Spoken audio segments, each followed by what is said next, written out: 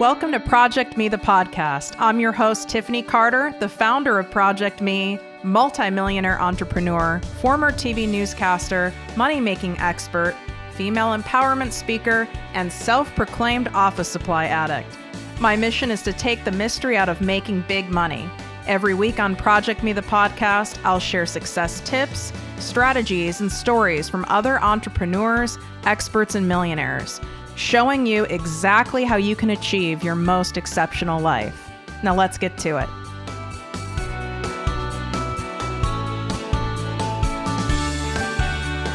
Exciting announcement for all of my listeners. I've officially opened my exclusive group, the ProjectME Passive Income Posse, to the public.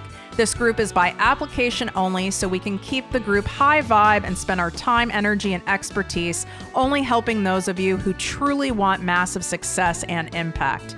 You get live weekly trainings from me, special guest coaches, and direct access to me and my business partner for all of your questions. To learn more and apply, go to projectmewithtiffany.com, click on Work With Me, and select ProjectME Posse. And of course, any questions, feel free to DM me at ProjectME with Tiffany.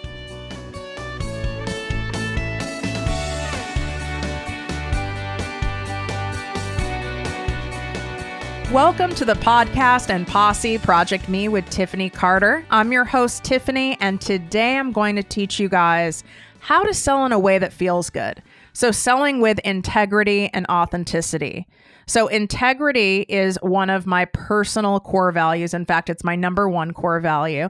And it is also a number one core value of my company, ProjectME with Tiffany Carter. So everything goes through an integrity filter for me. If something doesn't feel sincere and honest to myself, to my brand, to the people who work for me, to all of you who I serve, then no. It can't happen. So how that looks in business is, I get hit up to do brand deals or paid to post, and my ego, right, might want to be flattered and take on that deal or, likes the money that's attached to the deal. But if it's truly not aligned with my brand, or maybe it's a company that I have some information about, like, I may have an information about the CEO is not a good person or a womanizer or something like that. And then I take that on anyway. That's what I mean by out of integrity. Another area, and it's sad, and I know some of you listening are guilty of it. So you're hearing this for a reason today. But another area that's out of integrity is if you're buying fake followers, fake comments, fake likes on anything. That is out of integrity. Especially if you are teaching people how to make money online, how to make money on Instagram, to be an Instagram influencer, or anything like that. Way out of integrity. Not a fan. Now, sometimes people aren't aware that followers were bought for them because they've hired a social media manager or they hired, a company or whatever to manage and grow their accounts for them, and they're not aware of it. But that's out of integrity, right? Because it's not real. It's fake. There's nothing authentic about that.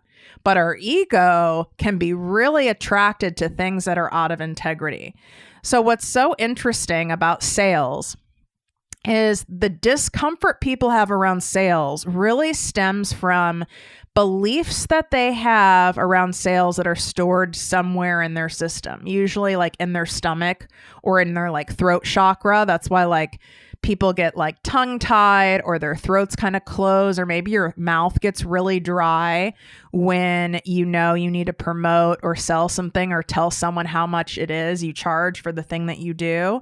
It all stems from this belief that is a false belief that is not true, that you think is true because you've told yourself this shit for so long, which is when I sell, it's annoying, it's pushy, people aren't going to like it. I talk about my stuff and services too much. Sales is manipulative. No one really wants to be friends with salespeople. All of that is crap that you tell yourself. We are being sold every day, all day long. We're being sold when we watch commercials on TV. We are being sold when we go into the Nordstrom shoe department. We are being sold when we go out to dinner and the waitress, right, tells you about the specials. And especially if you get a waiter or waitress that was like me, where I made the specials sound freaking amazing. I mean, they were tasty, but I made them sound like amazing because I wanted you to buy the damn special, because I would get the bill up the highest to get the most tip. Unless you were over the age of 75 and I knew I was going to be getting coins as my tip. Thank you for all of my waitresses out there, or who have waitressed or waitered. You guys drop me a DM at ProjectME with Tiffany and tell me what restaurant, and you've got to tell me like some of your stories. There's so many stories. And I mean, I did this shit in high school and college. I was also a cocktail waitress in college on Boylston Street, for my Boston listeners, at the Cactus Club. Yeah, there's lots of stories there. That's a whole nother episode, but I definitely want to hear from you guys. So DM me. So we're being sold all the time, and you guys actually get sold by me, right? Being sold to and marketed to by me. Whether you're looking on my Instagram stories, my Facebook, even listening to my podcast, but you probably don't feel like it's gross or it's pushy or it's sleazy or annoying, because of how I do it is in integrity and authenticity. And here's the other thing.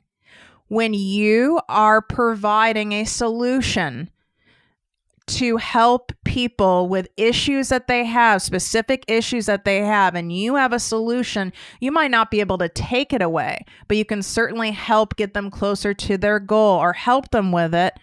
There is nothing that's going to feel gross about that.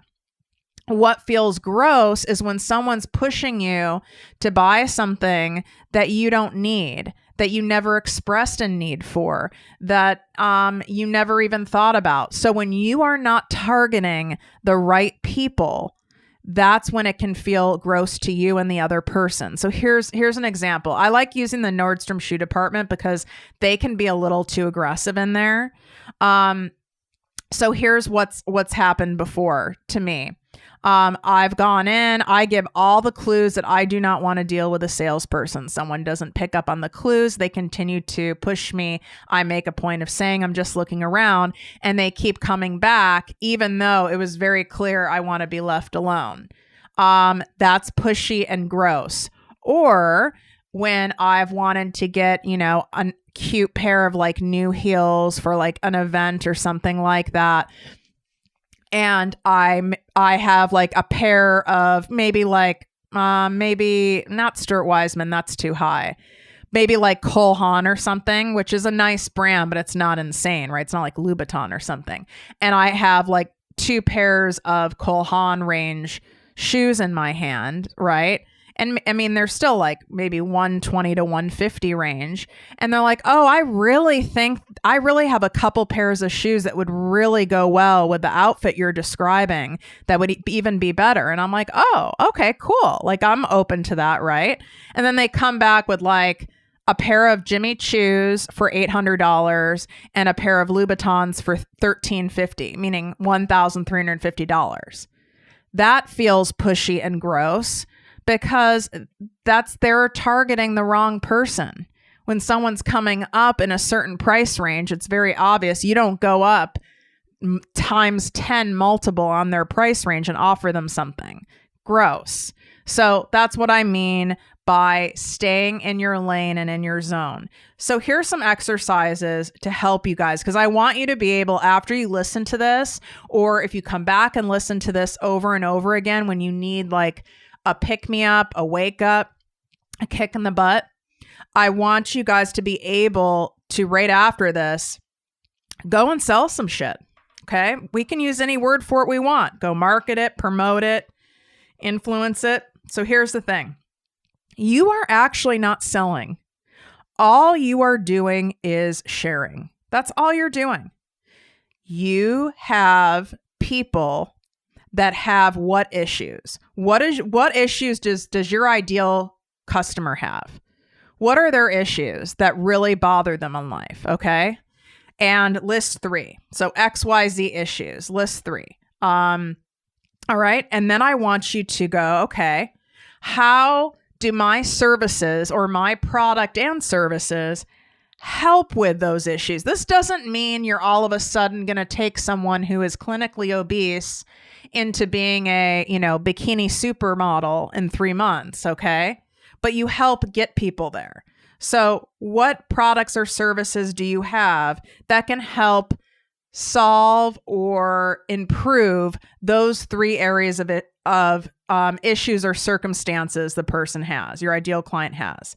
So XYZ issues, you solve it with ABC. Simple sells, complexity repels. Keep it simple. All right. That's it. You focus on that, and there you go. So then all you're doing, whether you are sharing it on a Facebook Live, in your Instagram stories, in a written form post, in a blog, on a podcast, whatever, in person at a networking event or whatever, all you have to do is share who you help and how you help them. Period. Done. End of story. You don't need to do anything more than that. That's it. Now, when you're actually selling a specific person, right? Like someone is doing a sales call with you, or someone has come up to you and said, oh, someone told me, you were a coach or whatever. You're some kind of a coach, and I have, I'm having difficulty with this, and this. And they told me to come talk to you. When you're talking to an actual individual, before you sell anything, you are asking them a crap ton of questions to get really clear and make sure you understand what their problems are. And if those are problems that they have, do those fall in those XYZ problems that I told you to list out? Do they fall in those categories? If not, guess what? You're not the right person to help them. You're not. And if you know someone who is, you can refer them. If you don't, you can say, actually, I specialize in helping women with XYZ. And I help them with that by doing ABC. So I know you're looking for something different. So, I can refer you to so-and-so, or I wish you the best, or whatever. Do you guys see what I'm saying? You have to see if that person's issues are something you can truly help with, or you're out of integrity. So really all you are doing, you're not selling, you're investigating and sharing. And if it is in alignment, it is going to be a natural sell. It is going to be something that someone will actually want, because the puzzle pieces fit. When you start trying to force a puzzle piece, if you guys have ever done it, now, in full disclosure, don't ever have me do like puzzles with you. My grandma was into puzzles, and she'd get these like crazy complex, like 3,000 piece puzzles. And I would just get so frustrated. I don't have the patience for puzzles, obviously. And I'd get so frustrated, and I would try to force a puzzle piece into a space that kind of looked like it would be a fit, but it really wasn't, but I really wanted it to be. And I would try to push it in there. That's what you're doing with someone who truly isn't your ideal client, and it's out of integrity, and you really can't best serve them. Could you serve them in some way? Perhaps, but you want to only be able to best serve someone. So, for example, with my private coaching, people have to fill out an application, right? So that's the first process.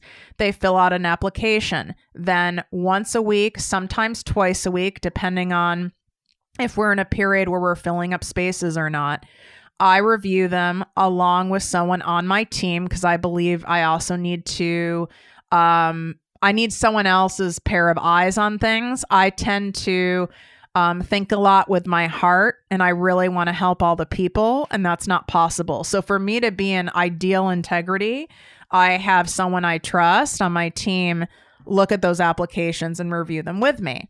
So of the people who are chosen through those applications, then we schedule goal assessment calls. That's the second part of the application process. That is where I can even get more clear with somebody if they have issues, problems, struggles in the 3 main areas that I help women with. If they don't, I then refer them to someone in my network who I trust, who I value, who's of a high integrity, and I'm done with it. I don't try to go, well, I could maybe, help her there. I have done that in the past.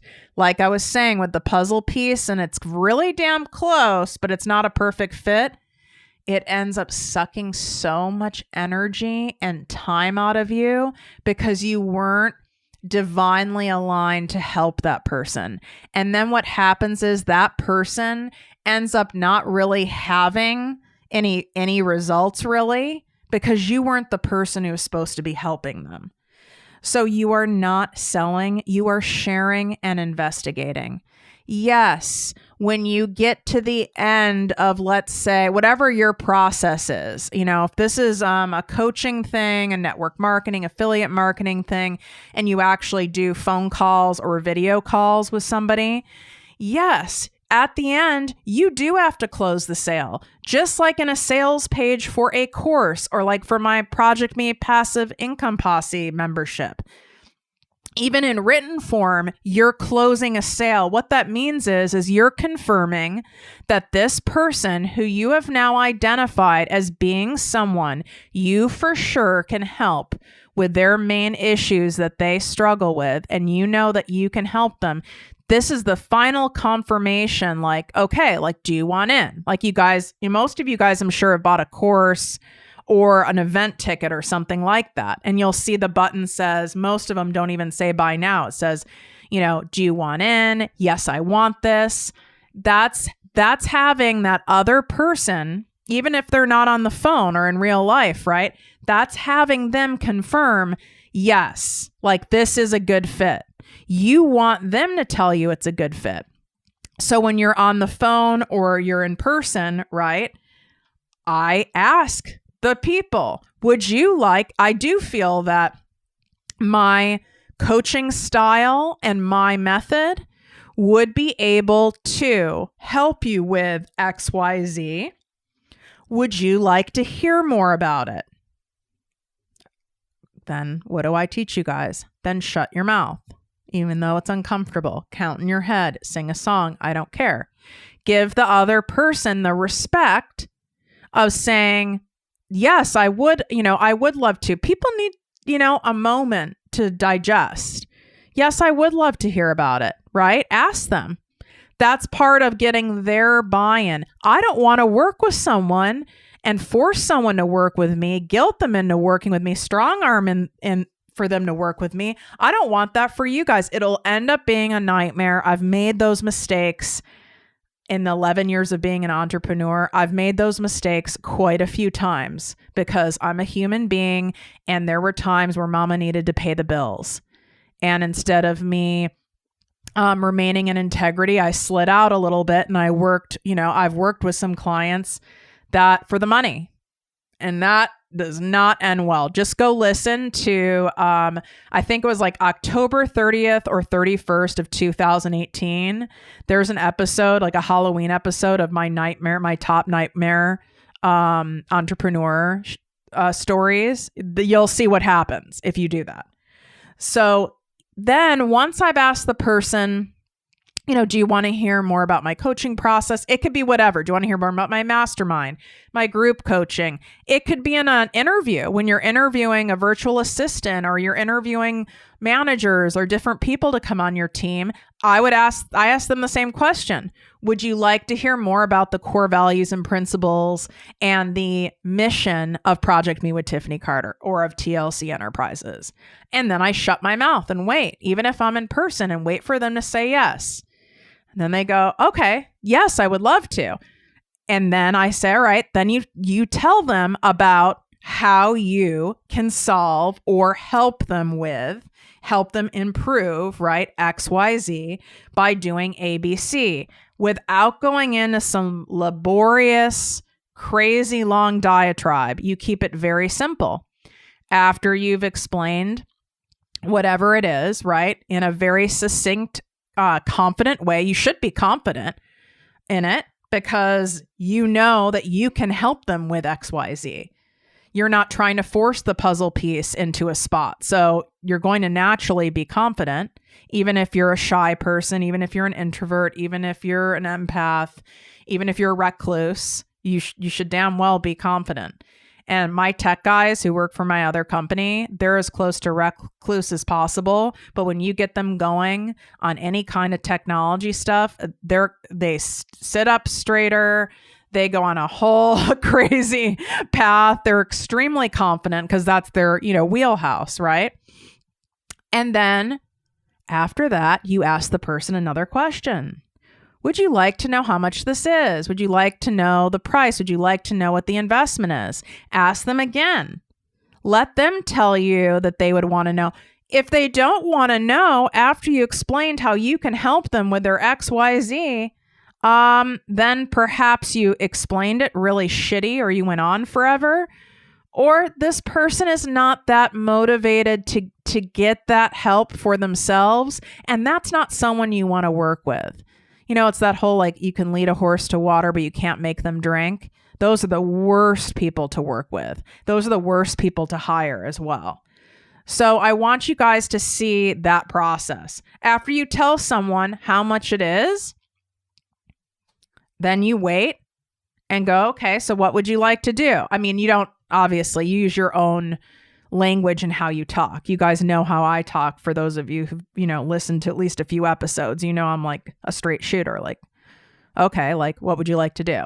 What are we doing now? What credit card are we using or what's happening? At that point. But in your own language, your final question is, okay, what would you like to do? That's it. That's really, if you want to build up in your head that selling is this crazy monstrosity, you can, but you're sabotaging yourself. All it is sharing and investigating and making sure that those puzzle pieces align perfectly for you and for them. And as long as they do, you will for sure get the sale because it's in integrity and you're operating in authenticity. If you guys love this episode, I would really, really appreciate something. I have a favor. If you guys could go and leave a written review on iTunes, so a 5-star written review on iTunes, that would mean the world to me. I have a goal of getting to 200 reviews by Thanksgiving, and I would really appreciate that. That would mean the world to me. I'm not that far off, but I want 200 reviews by Thanksgiving. Just so you know how iTunes reviews work, you can be listening on a Google platform. You can be from any country and do it. You don't have to have an Apple or an Apple account. And the easiest way for me to tell you how to do it is like everything else. Literally Google, how do I leave an iTunes podcast review? And it will pop up with it's literally a 5-step instruction thing. It takes 90 seconds. That's the easiest way. If you love the show, you love what I offer, all the high value, that's the biggest thanks you can give me. And also, obviously, when you guys, take screenshots and share the show is great too. How iTunes works for any of you guys who are podcasters who are listening or want to be podcasters is that it's part of their algorithm. As long as you have consistent and you start getting a lot of reviews, it'll recommend your show more because it's basically telling iTunes, oh, people like this show enough to leave a review. So it's kind of similar to Amazon Books. It's the more reviews a book has, a 5-star review, it's going to start, being shared more because people like it and therefore they'll buy it and therefore Amazon makes more money. So again, thank you so much for helping me reach my goal of 205 5-star written iTunes reviews by Thanksgiving. I really appreciate it and wishing you great health, wealth, and worth as always. Bye, guys. If you enjoyed this podcast, please write a 5-star review on iTunes. Not only will this make me super happy, but it will allow more listeners to find our special show. Simply help me help others.